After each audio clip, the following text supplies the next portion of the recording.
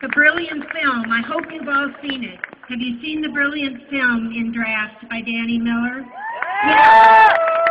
This film restores the true history of the time by pointing to the future.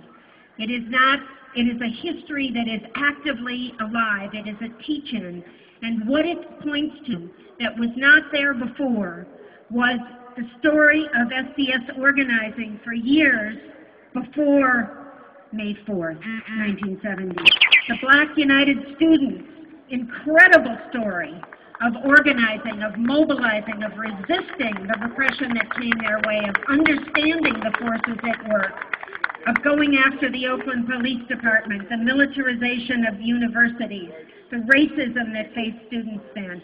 This story of the role of Black student unions in the United States has been ignored, and often when people speak of student movement, they think white. But in fact, the role of the Black United Students was essential, and the unity that the students of Kent State and the May 4th Committee has shown for 40 years with Jackson State, the solidarity, the concrete unity and solidarity with Jackson State makes this an extraordinary place, still a place that is at the center of American life and of its future. Here you have some people who year after year transcend tragedy by the politics of optimism, by the politics of hope, by turning memory into creativity and education, and that core of democracy, open and living democracy, not the hollowed out democracy that we get every 4 years. So here we have a memorial as a living teach-in, speaking up, speaking out, figuring out how to act today.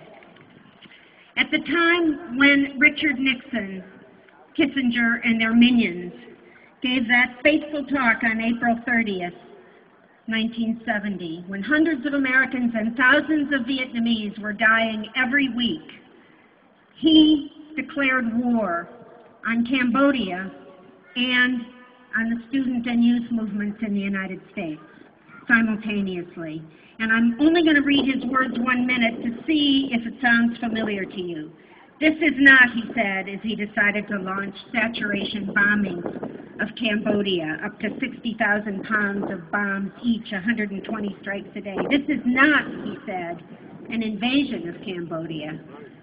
Once enemy forces are driven out of these sanctuaries and once their military supplies are destroyed, we will withdraw.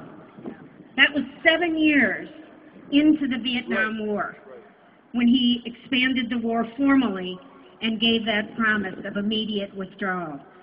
We are today 7 years into the Iraq War.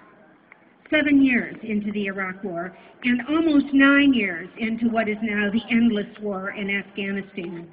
And so our need, our urgent need, I don't know how, I'm looking to you, you don't know how, we have to act together. We are faced with permanent war and a United States that is clinging to an eroding empire, that is turning into a national security state at home and abroad, a militarized empire. And it is our job to stand up and defy it with our common power.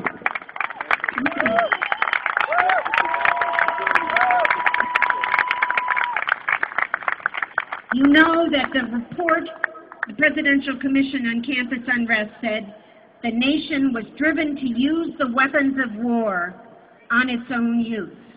Of course, weapons of war on its own population. What they meant in a way was its white youth, because white supremacy had protected white students up until Kent State. And students here met with state violence and terror, organized state terror, previously directed almost exclusively at the Black Freedom Movement.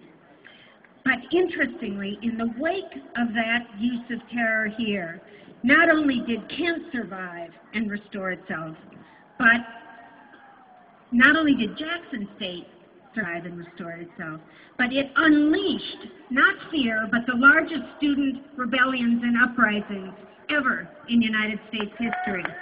500 campuses were closed, not because students were just out partying or rock and rolling.